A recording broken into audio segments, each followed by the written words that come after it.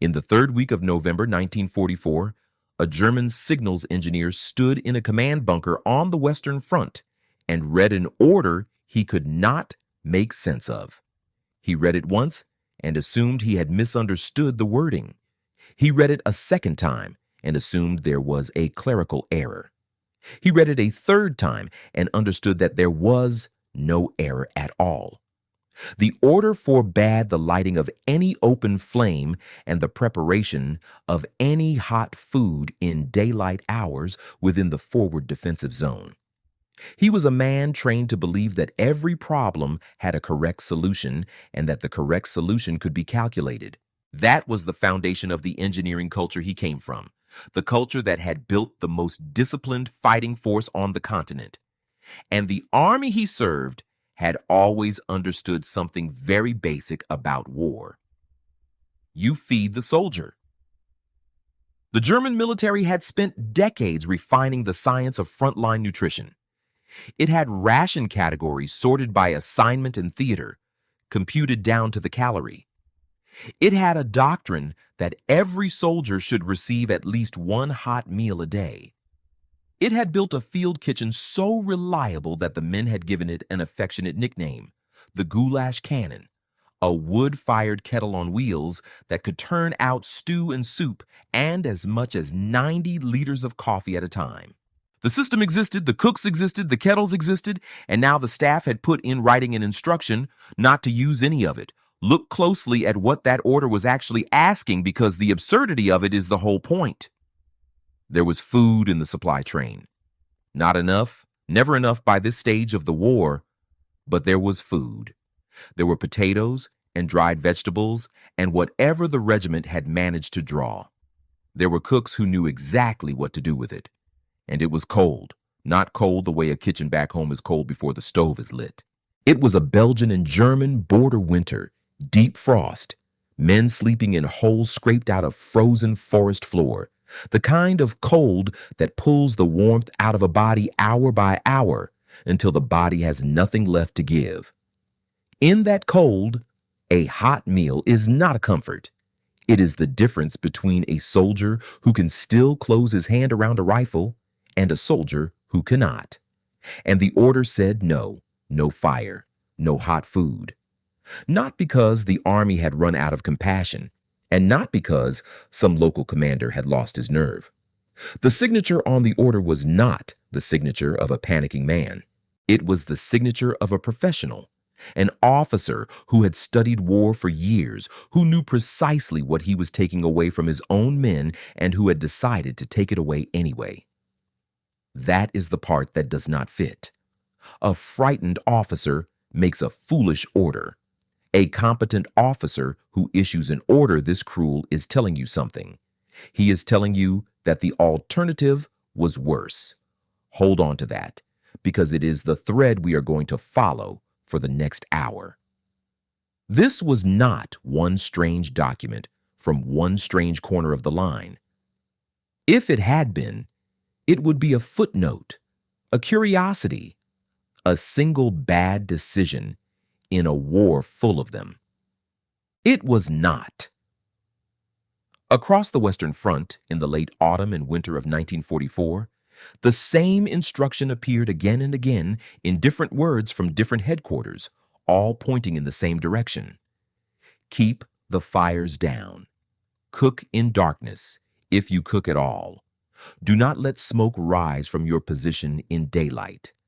An entire army that had built its reputation on feeding its soldiers was now, methodically and in writing, ordering those soldiers to go without the one thing that made the winter survivable. The men in the holes did not need a lecture on policy to understand it. They understood it in their hands and their stomachs. The cook who had served a hot breakfast every morning of the campaign now had a kettle he was forbidden to light. The grenadier, who had counted on a warm meal at dawn, now chewed cold bread and waited for a sun that brought no heat. And somewhere up the chain, an officer who knew exactly what hunger does to a fighting man had signed his name to the reason. So the question is not whether the German soldier was hungry that winter. Of course he was. The question, the one that takes a full hour to answer honestly, is why the most methodical army in Europe would deliberately starve its own troops when there was still food to cook. The answer is not a single thing. It is three separate catastrophes that arrived at the same place at the same time, and each one of them, on its own, would already have been enough to make cooking dangerous. Together, they made it lethal. They turned a kettle of soup into a target, a column of smoke into a death sentence, and a warm meal into something a careful commander would rather his men never had. We are going to take those three catastrophes apart, one at a time. And the first of them rose into the sky the instant the first thread of smoke lifted above the trees. Start a small fire in a winter forest and watch what happens to the smoke. In still, cold air, it does not drift and disperse the way it does on a warm day.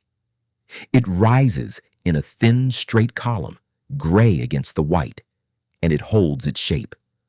A man 200 meters away will see it. A man 2 kilometers away will see it. And in the autumn of 1944, on the Western Front, the man who saw it was very often sitting in the cockpit of an aircraft that the German soldier on the ground had no way to answer. That is the first of the three catastrophes, and it is the simplest to state and the hardest to escape. By that winter, the Allies owned the daylight sky over the front, not contested it. Owned it. And once you own the sky, a column of smoke stops being smoke. It becomes a coordinate. To understand why a kettle of soup could get a squad killed, you have to understand a decision the Americans had made earlier that year, because it changed everything about what it meant to light a fire on the German side of the line. In the early months of 1944, after the German day fighter force was broken in the great air battles of February and March, American Fighter Command changed its rules.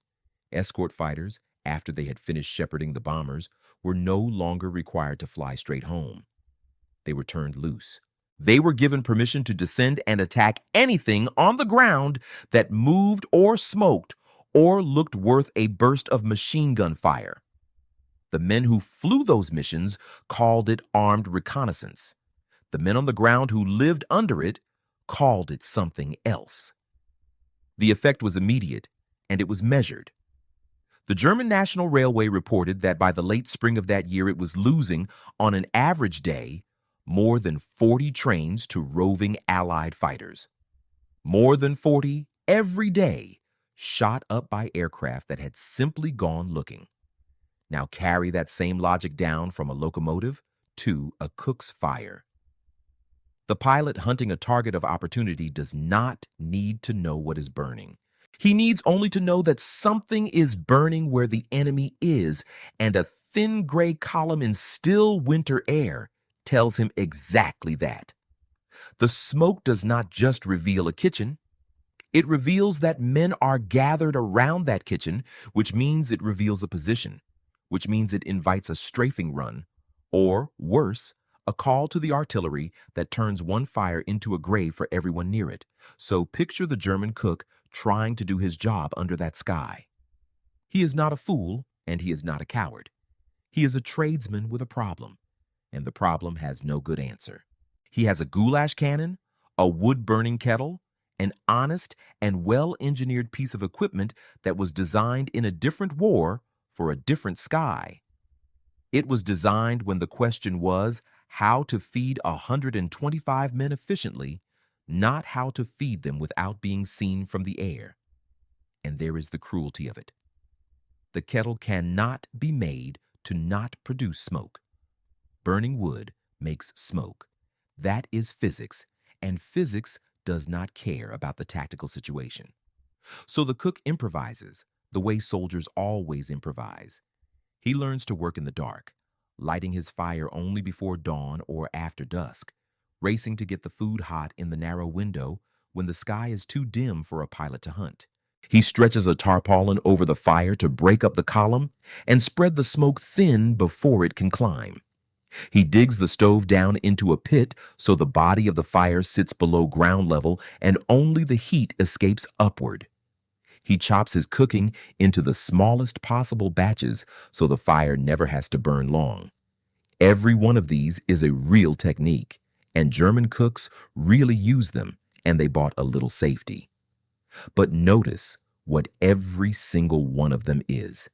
Every one is an attempt to defeat a problem that has no engineering solution as long as the enemy holds the air. You can spread the smoke. You can hide the flame. You cannot make a fire that does not burn.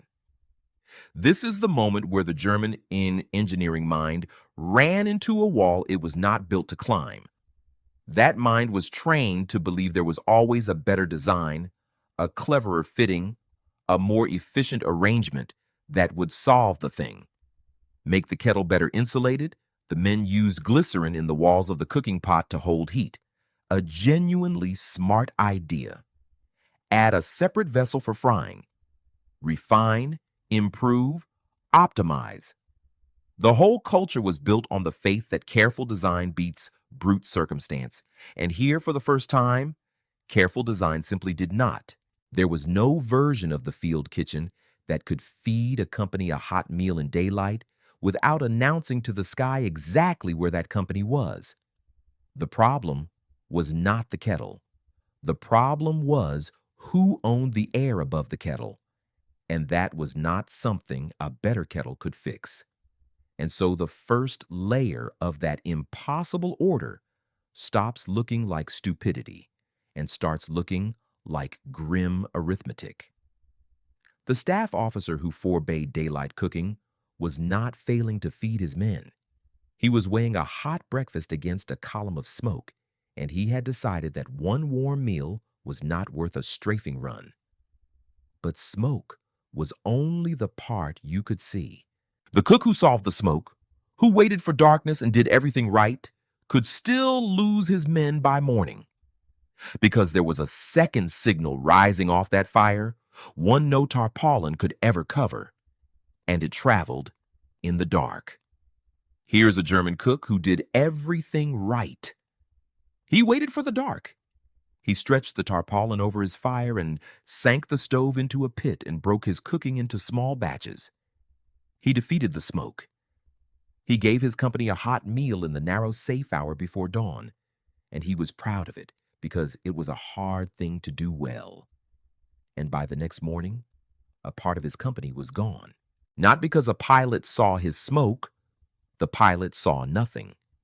The cook lost his men because he had forgotten that a fire gives off more than smoke, and the rest of it cannot be hidden under a tarp.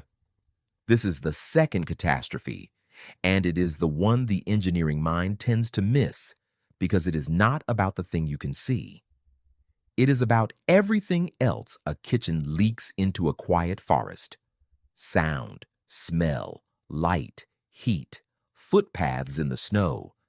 Every one of those is a signal, and on a still winter night, with the enemy listening 200 meters away, every one of those draws a line straight back to where your men are standing. Begin with sound, because the cold makes it worse. On a hard frozen night, the air carries noise far past what anyone expects. The crack of an axe splitting firewood is not a small sound. The clang of an iron ladle against the wall of a kettle is not a small sound.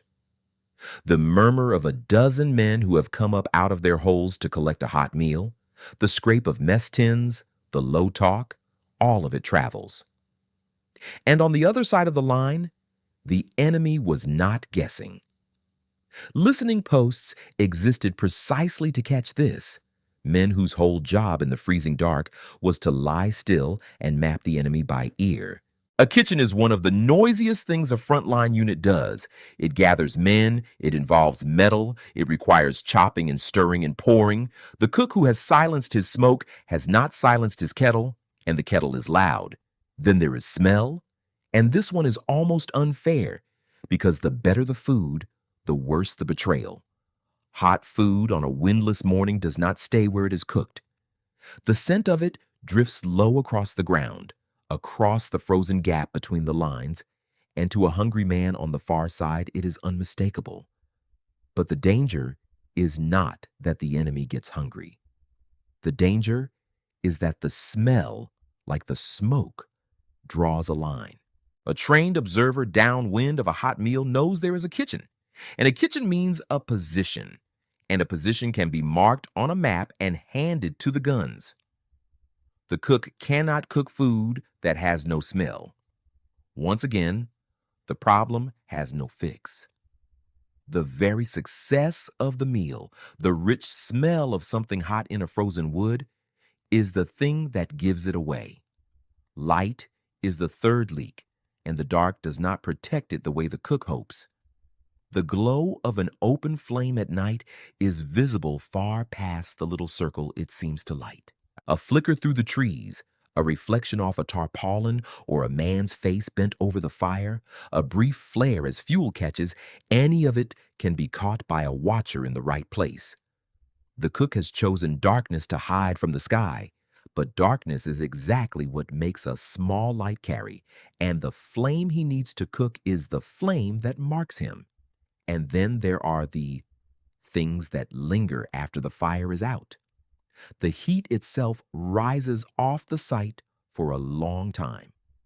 The snow around a kitchen gets trampled into hard, dark paths by men walking to it and back, and those paths point inward like the spokes of a wheel, every one of them aimed at the place where the company gathers. An observer who finds the converging tracks has found the position without ever seeing a flame. The kitchen is not just dangerous while it burns. It leaves a scar on the ground that betrays the unit after the cooking is done. Now stand on the other side of the line for a moment and do it carefully, because the point here is not who deserved what. The American cook on the far side of that frozen gap had the same kettles, the same smoke, the same noise, the same smell. The physics did not change for him. What changed was the price of the physics. Because his side held the daylight sky and held the initiative, the cost of being seen was something his army could absorb. He could light a fire in daylight and accept the risk, because the risk to him was low. The German cook was working under the opposite arithmetic. For him, every signal was potentially fatal, and there were many signals, and he could not suppress them all at once. Two armies with the same equipment, and only one of them could afford to use it. This is the arithmetic that produced the phrase on the thumbnail. A staff officer adds it up. Smoke gives the position to the sky. Sound gives it to the listening posts. Smell gives it downwind. Light carries in the dark. The trampled paths give it away even after the fire is cold. Each hot meal is a fistful of signals thrown into a forest where the enemy is reading every one of them. And the officer reaches a cold conclusion that has nothing to do with cruelty and everything to do with mathematics. One warm breakfast is not worth a platoon. Better to go hungry than to glow. But there is a third catastrophe still coming, and it is the one that made the whole debate almost beside the point. Because even if the cook could hide the smoke, and even if he could swallow the sound and the smell and the light, there was a winter coming when there would be almost nothing left in the kettle to give away. By the end of 1944, the German railway had invented a job that no army on earth had ever needed before. It was a work crew with a daily quota, and the quota was a number of railway cars. Not cars to load, cars to destroy. Their job was to push their own rolling stock off the rails and into the dirt, a set number every day, to clear the wreckage and the congestion enough that the line behind them could move at all. The most methodical railway in Europe was now spending part of every day deliberately wrecking its own trains. Hold that image because it tells you more about why a German soldier went hungry than any ration table ever could. This is the third catastrophe, and it is the one that quietly made the entire argument about cooking almost beside the point.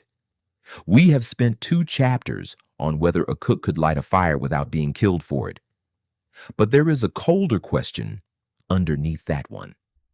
What exactly was he going to cook? Because the food did not appear in the forest by itself. It had to travel, and the system that moved it was coming apart in a way that no field kitchen could survive. To see how it happened, go back to the spring of that year. The Allies had drawn up a plan before the invasion of France to strangle the German army's ability to react by destroying transportation rather than factories. The targets were bridges, repair shops, and above all, the marshalling yards, the great sorting stations where a train arriving full of one thing, coal or grain or fuel, is broken apart and reassembled into smaller trains going out to many destinations. The yard is the joint that connects the whole network. Smash the joints, and a country can still have grain in its barns and coal at its mines and be completely unable to get either where it is needed. The plan was built for France and the invasion. But after the landings, it turned east and followed the war into Germany itself. And then came the part that turned a bombing campaign into a slow execution of the German supply system. Through the autumn, the heavy bombers came back for the yards again and again, and underneath them ranged the fighters that had been let loose earlier that year. The numbers tell the story without any need for drama. By the late spring, the German railway was already reporting the loss of more than 40 trains on an average day to those roving aircraft, a rate of destruction faster than German industry could build new locomotives to replace them, and the larger flow of goods simply collapsed. The National Railway had been moving around 15 billion ton-kilometers of freight in the middle of the year. By the end of the year, it was under 9.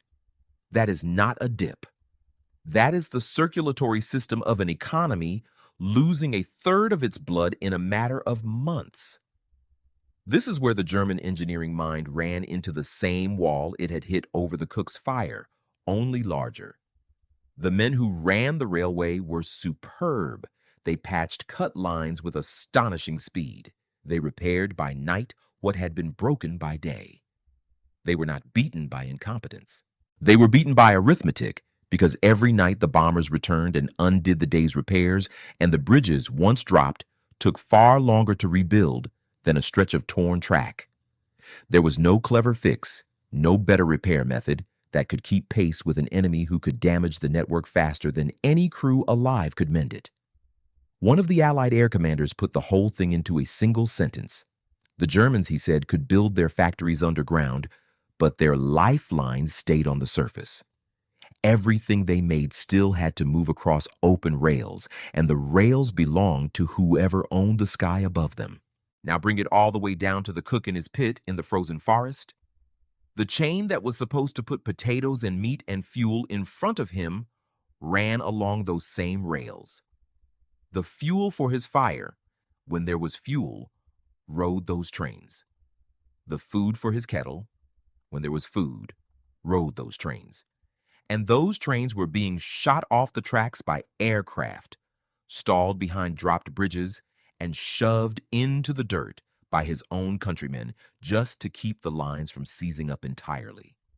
Fuel that did arrive in the region was being pulled toward the tanks because an offensive was coming and armor drank first. The horses that the older non-mechanized units relied on had in many places already been eaten. So the supplies crept forward, late, or thin, or not at all, and the cook opened crates to find dried vegetables where the meat allotment used to be, and no cooking fat at all. And this is the grim resolution of the whole question. The order forbidding hot food and the empty kettle were not two separate misfortunes. They were the same collapse, seen from two ends. Even if the staff had lifted the ban tomorrow, even if the sky had somehow cleared and the smoke and the sound and the smell, no longer mattered. There was less and less in the supply train to cook because the network that carried it was being taken apart faster than anyone could hold it together, partly by Allied bombs and partly by German crews following orders to wreck their own cars. The ban on cooking did not cause the hunger.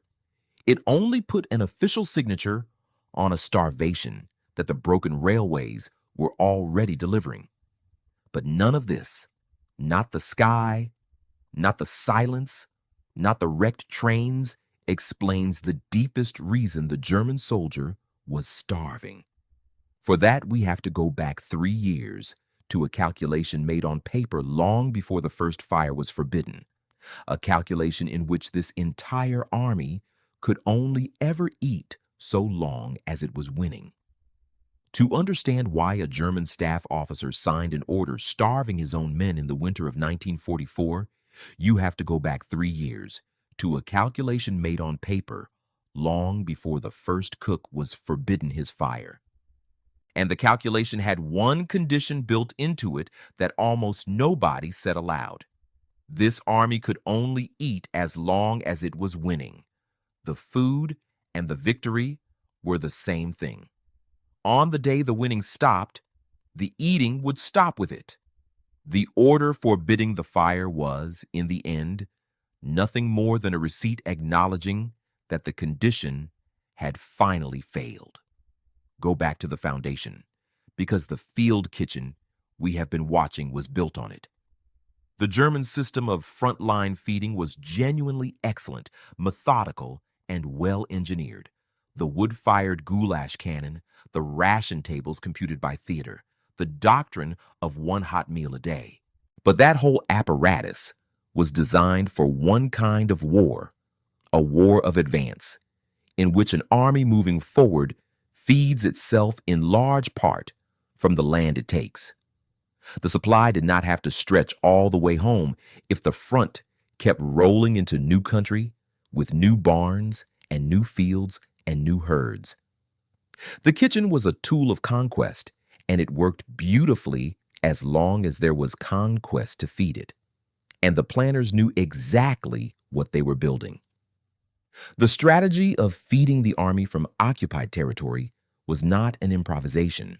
It was deliberate, written down, understood at the top to mean that the food of other nations would be taken to feed German soldiers, and that the people that food was taken from would go hungry, in many cases, fatally so. This is the moral floor of the whole story, and it should not be stepped over. The German soldiers' full kettle in 1942 was full because it had been filled from somewhere else, from farms and people who had no say in the matter. The system was not built on production. It was built on taking.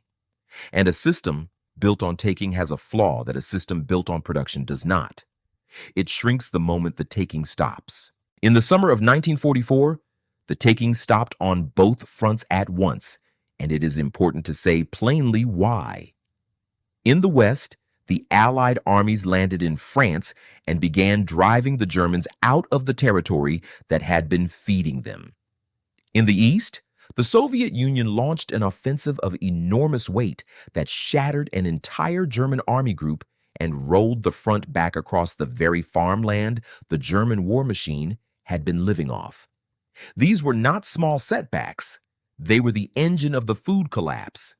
Every region liberated by the Allies, every mile retaken by the Red Army, was ground that no longer filled a German kettle. The army that could only eat while it was advancing was now retreating on both fronts, and the larder it had been raiding for years was being shut against it from 2 directions. So now stand one last time in the frozen Ardennes forest, in front of that impossible order, and watch all 3 catastrophes arrive in a single line of type. The cook cannot light his fire in daylight, because the enemy owns the sky and the smoke is a coordinate. He cannot safely light it in the dark either, because the sound and the smell and the light and the trampled paths hand his position to the men listening across the gap. And it almost does not matter which way he chooses because the railways that were supposed to bring him something to cook are being shot off their tracks, stalled behind dropped bridges, and shoved into the dirt by his own countrymen, while the source that once filled those trains, the seized harvests of other people's countries, has been taken back by the armies closing in from west and east. Three separate failures: the sky, the silence, and the supply, all resolving into one sentence an officer has to sign. No fire, no hot food, better to starve than to glow, and in any case, there is less and less to cook. And here is the verdict, stated as cleanly as the subject allows, and stated as engineering rather than as some claim about who truly won the war. The German soldier did not go hungry that winter because he or his army lacked toughness. The endurance of those men on thin rations was real and is not in question. He went hungry because the system behind him had lost three specific contests and lost all of them at once. It had lost the war for the air over the kitchen, so the fire could not burn. It had lost the war for the rails under the supplies, so the food could not move. And it had lost the war for whether that food was its own to begin with, because it had chosen to live by taking rather than by making, and the taking had run out. That is what the thumbnail means. Better to starve was not a slogan of fanatical will, and it was not a failure of nerve. It was a cold and honest diagnosis, written in an officer's own hand, of a system that had bet everything on conquest and then lost the sky, the rails, and the plunder all in the same season. The side whose system solved those problems could afford to light a fire in daylight and feed its men. The side whose system failed them had nothing left to write but an order telling its soldiers to go cold and go hungry. And a careful officer who understood exactly what he was taking from his men signed it anyway, because by that winter it was the only honest order left to give.